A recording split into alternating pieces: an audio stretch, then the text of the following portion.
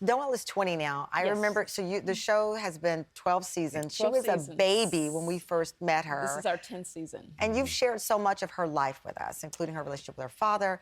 The decision behind this moment was something that you really thought out. Yes, I did. Noelle is a big part of my story, but we don't really focus on her personal life very much on the show.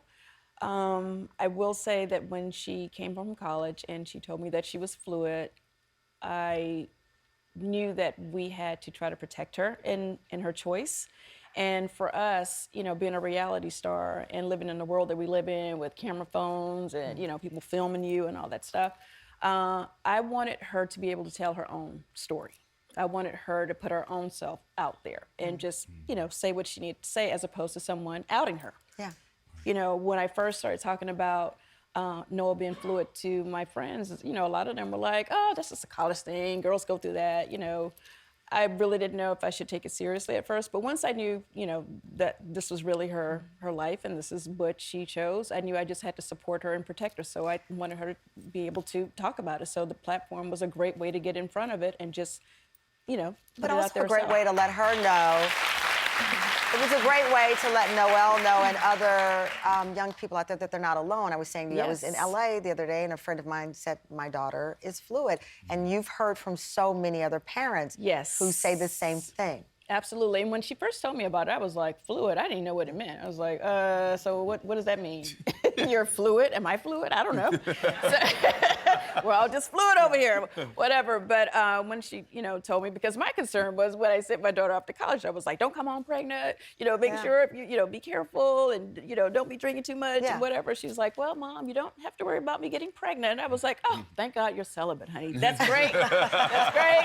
I went through a whole celibate stage, whatever. She's like, well, no, I didn't say I was there's celibate. something else. There's something else. She's like, actually, I like girls and guys. So. And you've put it out there, and life goes on.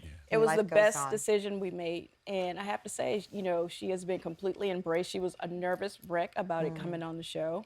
You know, she was a little apprehensive about filming it. But again, I know how the world works. And, you know, I didn't want, you know, someone else to get that information and just put it out there and feel like we were, you know, hiding it from the world, like it was some big dark secret that my daughter's fluid. Which, speaking of that, when you put it out there, I mean, you look at the Real Housewives franchise, the husbands or the boyfriends, you know, there have been people who say there's a curse, it doesn't work out. Once you come out so publicly, you're engaged now, the marriage is next year.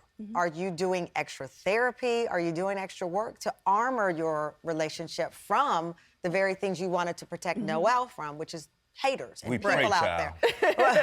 Listen, with the rate of breakups, praying certainly does help, but in a realistic way, are you worried about it? Yeah, we did start therapy, but you know, one of the things is we know each other, and we're both in the entertainment industry. I've been doing television for 20 years, and so I understand what she does, and I'm going to be here to support her no matter what. So when she asked me to first come on the show, I said, as long as we're in a relationship, I'm not going to come on the show for a storyline or date or anything like that, because if I'm going to be with somebody, it's going to be real. Right, because you had to put a line. Kenya, you know, we did a whole special on IVF on our show. Kenya Moore, who's adorable, came on with her husband. It was the first time that they'd ever come out publicly together. The next day, my phone is blowing up saying, we were with them they broke up. And I was like, is this real?